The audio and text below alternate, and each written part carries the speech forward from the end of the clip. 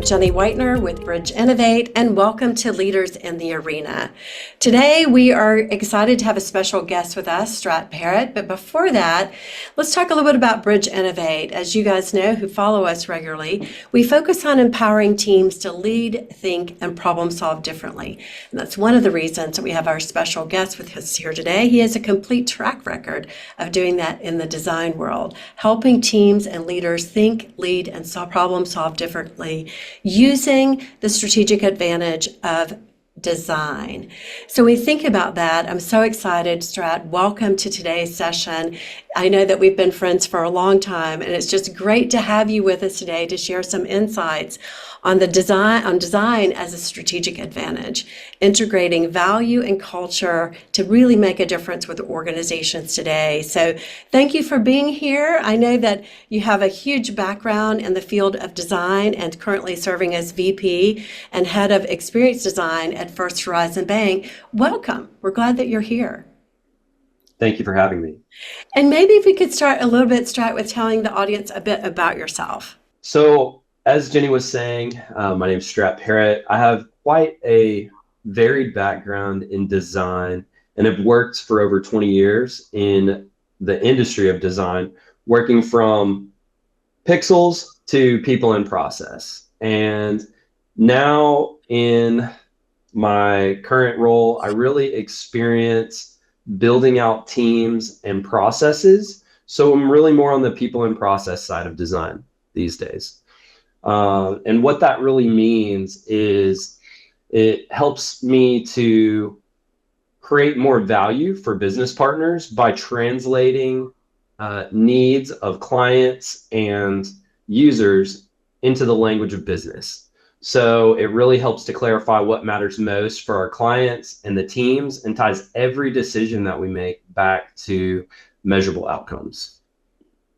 Well, Strat, you haven't always been in this realm, right? So how did you first, I know that we have a series of questions we want to go through today, but just in terms of orienting the audience, what drew you into the field of design? How did you start to build this perspective about creating value through design? So I might go too far back on that and really say that, when I started, my core is in curiosity and play. I grew up in an artistic household. I myself am a multimedia artist, and I really kind of focused at an early age on the idea that, how was I going to not be a starving artist, if you will. There's kind of that idea of being a starving artist. And on the flip side of that, much of my family, the mentors and the people that I had to look up to in my family tended to fall into this jack of all trades kind of space. So they had specialties, things that they were good at, but they had a large breadth of knowledge, and that really kept me curious. So as I really moved into the workforce and thinking about how I could help people help to better understand the world that they live in and the technologies and tools and experiences that they have, I started to focus on design. To me, that originally became apparent through communication. How do you translate and tell a story? How do you really define what someone's kind of trying to do, or how you can create better clarity and understanding through visual design? Right. Ultimately, I moved past that into more leadership roles, and throughout that time in both leadership and visual design, it was mostly about taking very complex stories or very mundane things, very complex or ideas that you might find in a museum, something that's like very scientific, or just a single artifact like a water bottle. And how do we tell the importance of the story of this water bottle? How can we add meaning to it? How can we add depth?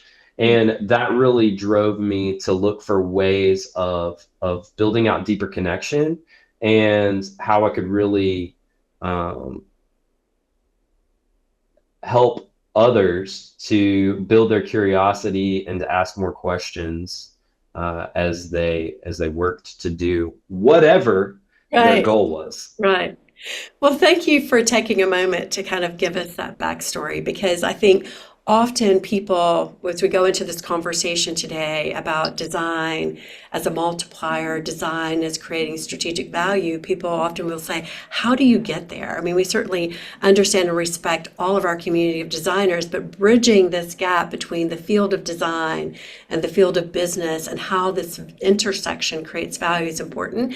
And I love the fact that you're talking about the importance of curiosity and how that's fundamental. And I see that with all my friends on both sides of the continuum, design and business. And that really, I agree, brings us together about what can we be curious about to explore and create more meaning and more value in our world. So thanks for sharing that because I think that's inspirational for a lot of folks who are looking to build this capability. Let's go into this kind of concept around how do you use design as a business value multiplier. Talk to me about that. How do you move beyond visuals to then taking design into influencing strategy, business performance, and even in the concept of client relationships? Give me the bigger picture. So for that, I believe the bigger picture is really boiling it down to clarifying what matters most. Now, when you look at that through the business lens and the business context, there's your obvious business goals and KPIs around things that a company or organization wants someone to do to increase the bottom line, gain more clients, or keep clients from leaving, right? So from a design perspective, it's really connecting how you drive those KPIs, how you connect those business goals to client needs, and also in internal associate or employee needs. Because in order to deliver a really good, clear experience and get these outcomes that you want, you have to be able to connect things in simple terms. It's always a journey and it's always a challenge. It doesn't stop. I think the biggest thing that I learned in moving through the various levels of design as you know, a visual designer, starting out as a graphic designer, moving into motion, video, and then art direction, creative direction, and leadership, really at its core is being able to educate, re-educate, teach people, and kind of bring them along through a process, Mm-hmm. and not just have them be the recipient of the process, but Mm-hmm. be a participant in that process. Right. Uh, It's almost like a co-design, right? That you're engaging them throughout. it's very much a co-design process. I think in my observations in my 20 years in business, what happens is you have these different roles and performative expectations in certain organizations that keep people really just trying to do a known certain thing. Mm-hmm. So that kind of blocks this curiosity piece, right? Like apprehension around failure or not getting it right the first time. We always want to have um, a known, right? So people stay comfortable in doing the same old thing. They have those magical 6 words of "we've always done it that way," um, and really to kind of move past that, it's my belief that design acts as a business multiplier by encouraging us to look at multiple views first, Mm-hmm. multiple options, and narrow those options, as Right. opposed to starting with one single narrow option and then reworking it later. So I'm hearing a couple things and kind of your advisory here. One is fundamentally you start with curiosity. The second thing I'm hearing you bring to the table is remember that when you're getting to the value equation at the business level, you're bringing the basis of design around human-centered design. What do your clients need? What do your customers need? What do your associates need? What is their experiential pain points? Or bringing that human-centered component. You're looking at the business requirements. What are the performance goals? And you're connecting them, that human-centered component with the business component, to bring those two capabilities together, and then engaging key leaders in a co-design, an iterative co-design, right? So it's just not one and done, but a continuous loop process to build, refine, listen, test, iterate, to create some extraordinary value. Am I getting it? Am I hearing you? Yeah, I think that's a great summary of exactly kind of the direction that we go. Mhm. For me too, it's really important to say that where design leads, ROI follows, right? So if you're looking for gains in efficiency, satisfaction, growth, these are human-centered measures on the back end that help drive and lead to growth, whether that's planned, strategic, or organic. And it's through that partnership with design. That doesn't mean everything always needs to start with design, but much like building a house or a building, you should be starting with architecture. You should be starting with a plan, and then you build from that plan.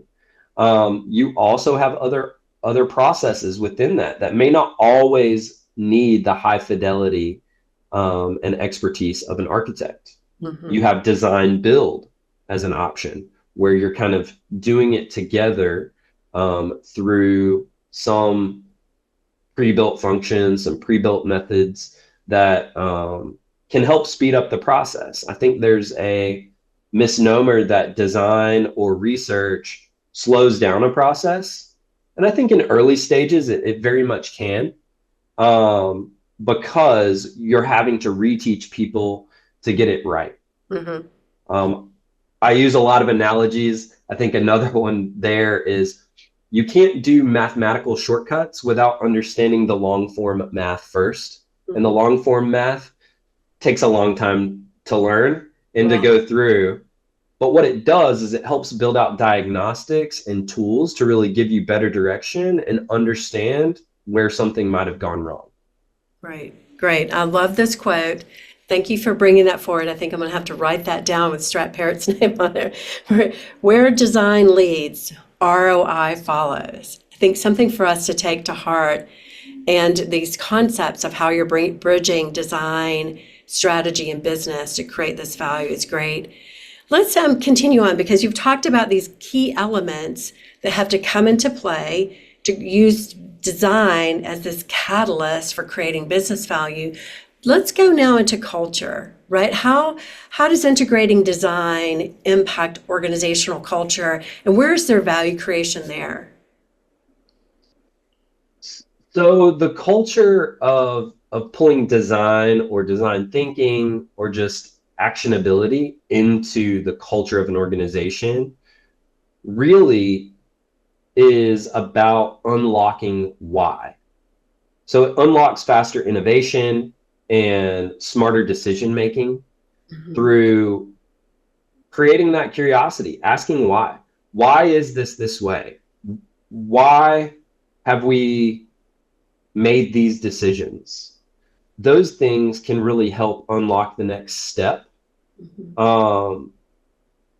Asking why is not to say that that's only a function of design. A lot of people, a lot of methodologies ask great questions, but developing that curiosity, building that safe place, and having the ability to embed how teams solve problems in curiosity, and not just keeping it in workshops and in post-it notes and user flows, can really build the confidence of other teams and cross-functional, organizations and teams to really be able to um, unpack what it is that they're doing so that they don't stay siloed in their one area of focus. They ask, why is this connected?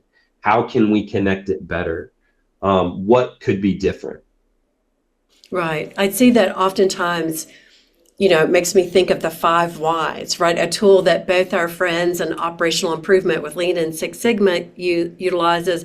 And then we in design also use the 5 whys, trying to understand it more from a human centered perspective, like what are the customers need or what are our users need in terms of why are we experiencing this? Why do we need to go forward with this? Why is it important to them? So I love the fact that you're helping us to understand the importance of embracing the why on an ongoing basis and putting that into the culture along with maybe some fundamentals of design thinking, that just is a good solid part of just being human centered in all the work that you're doing. One of the things that comes to mind is a book that I was recently reading by Adam Grant called Think Again. And he talks about the concept at the leadership level of confident humility. Because I see that oftentimes the middle management of an organization will be very apt at saying why. They're stuck in the middle, right? You've got the leaders saying we're going here. You've got the middle management trying to make that happen if they're hitting friction or if they're not getting the results they want. Why? But do we have the senior leadership asking that why? And how do we encourage them to embrace that as well? And his concept was that if leaders go forward with this confident but yet humble approach to leadership, they naturally will be asking why and doing that sort of double diamond exploration constantly on the culture and the strategy and making it a norm for all of the individuals in their organization. Would you agree? I absolutely would. I believe that it's firmly set in kind of leading by example, right? Like that's not an unknown concept, but in my experience, I have seen many organizations, and sometimes it's functional, sometimes it's a whole organization, just really have they either kind of fall into one of two places. They have really good reinforcement of that led by example, where leadership is asking questions, they're providing feedback, and they're moving forward together as one big group. But then on the other hand of that, you may have some challenges with really building out and having the comfort and the ability to ask why within an organization, where that can be seen, that curiosity can really be seen as something that is detrimental. And in order to get over that, I think that design as an overall function, whether that is your graphic designers, that is design leadership, that is just someone who is curious, takes up the mantle to not be afraid and to have that ability to ask why, can really make things more comfortable for others. So it's really kind of establishing just that overall example of how might we, right? So if we pull it back into some of the language of innovation and design thinking, is how might we do this differently? Yeah. And the pressure I think that many leaders feel today. I mean, I was talking with someone the other day and they were talking about, our VUCA world, our volatile, uncertain, complex, ambiguous world, that we're in this state of just high degrees of volatility. And of all the times when leaders really need to step to the forefront and question, it's now, because the landscape is constantly changing. We can't depend on the way things have always been, because the future is being recreated in the moment. So I think your call to us as leaders to constantly lead with why, to create this culture that really embraces this open dialogue and discourse around why, and then using the tools of design to help explore that, and it just being a common way we do things. Not something that's, uncomfortable, but just a pattern for the organization, I think could be very, very healthy. Yeah, one other observation that I've had has been that it's definitely biased, but from a design perspective, from kind of my side of the space and my expertise, is that we're more comfortable making mistakes. Change is a constant. It's everybody's only constant. Something that is frequently asked of designers in interviews is, how do you work within change? Can you work in a fast-paced environment? These are things we hear constantly in not just design, but in other job descriptions, right?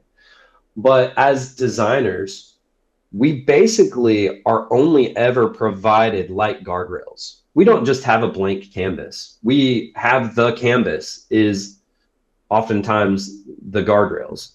But throughout your design process, or even when you're working on a design thinking workshop or going through some of those thought processes, you're introduced with different variables, change, something that's happening in, the technology space, the political realm, the,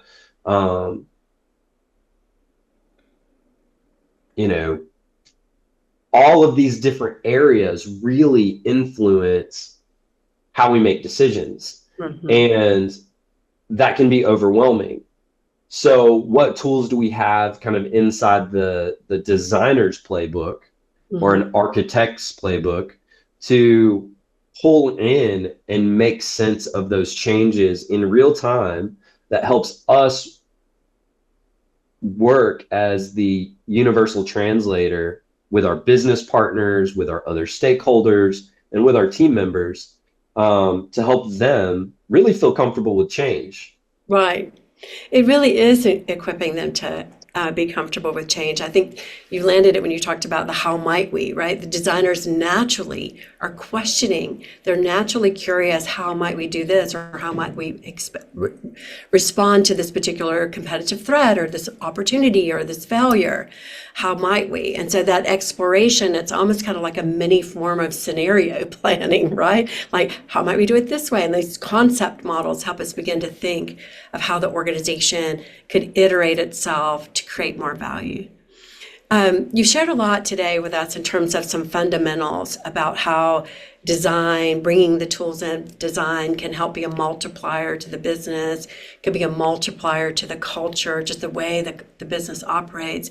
Can you share with us some real world examples of how design-led strategies have created outcomes? Yeah, so I would really hearken it back to something that, in a world today where a lot of our businesses kind of fall into commodities or things that are offered that are very similar, right? There's a lot of social media platforms. There's tons of hotels, restaurants are the same, banking is banking, financial services is financial services. You're really working to compete on experience, not just price, not just what services you offer, but the experience. So design really helps you to define what's unmistakably yours. So a real world example of that I always like to talk about is the Ritz-Carlton. So their experience, kind of big title, is ladies and gentlemen serving ladies and gentlemen. This sets the tone for how all interactions and all experiences within that brand work today. It's elevated language, it's, white glove, high touch experiences that sort of move people away from really just looking at the pricing. The price becomes the value, and the value is the experience. Yeah. You have other examples in the marketplace where it's really about pulling that brand identity into doing what you say and really having those exposed, defined values that I think too can harken back to curiosity. Organizations like Patagonia, and some of these other manufacturers of clothing that take a big stance on sustainability and recycling and being able to repair, not just replace their items. So they really take a big step in the right direction of reinforcing how not only they design their products physically, but how they design their services, and then again how they talk about it and bring that back into the world to really understand what it is that they do. So I'm hearing you saying whether it's Patagonia or Ritz-Carlton, the organization defines sort of their distinctive play with the customer, and then they articulate that in a way that it permeates all that they do and all that they touch, reinforcing the brand constantly with that customer, helping the customer see that promise come to life in all they do. It's been interesting in some flooded markets. I mean, just recently, we had an opportunity at Bridge to work with a manufacturer that's coming head to head with Home Depot in the pro market. And you think about the construction arena and the people who are in building materials, that's a pretty crowded market space. How do you reinvent that? And it's been interesting to see the technology enablement through Home Depot, right, on the Pro app that now brings a completely different experience to that pro that's remodeling, right? Whether it's financing, a points program, special pickup and delivery times, looking at I call it the Domino pizza tracker. Where's my delivery? Just looking at being able to choose products based on time of delivery. I mean, the entire experience they brought to life in a completely different way. And it's taken a number of years to get there. But go back to your earlier quote, where design leads, ROI will follow. And they are now seeing, like you're saying with Ritz-Carlton or Patagonia, they had a distinctive play. So has Home Depot now with the Pro, and they are making real inroads with that. So I think your advisement here is just really a wake-up call for all of us to think about that, to understand really intimately knowing the customer, and then thinking about that experience. What is their experience from my organization, and how do I delight them? Mm-hmm. Yeah, I think that really ties into how design-led companies like, Airbnb and others really don't follow trends. They set them, right? So as you're looking to pull in tools like creative problem solving, design thinking, some of these different methods that designers more commonly use, I think there's opportunity to leverage people within your organization that may today be a graphic designer or a videographer or some of these design adjacent roles, and pull in how they think about solving problems. Present them with problems, ask them how they'd solve it. And it can give you a different vision of how to move forward, as opposed to just kind of being a fast follower or going along with the same thing that has always been done. So you've got organizations like you just spoke about, who are looking at something that maybe more traditionally has been less technology heavy, but as your segments change, as your groups of people change and have more access to technology and are comfortable using it, they're looking for solutions to know, when I ordered this, this pallet of wood, or when can I get my, when can I get all of my appliances delivered and installed? They need to know with accuracy, not just sometime in the next 3 to 5 days or in this 7-hour window, someone's going to arrive with your stuff. Right. Like there's a lot of wasted time there. So what are some ways that you could solve against that?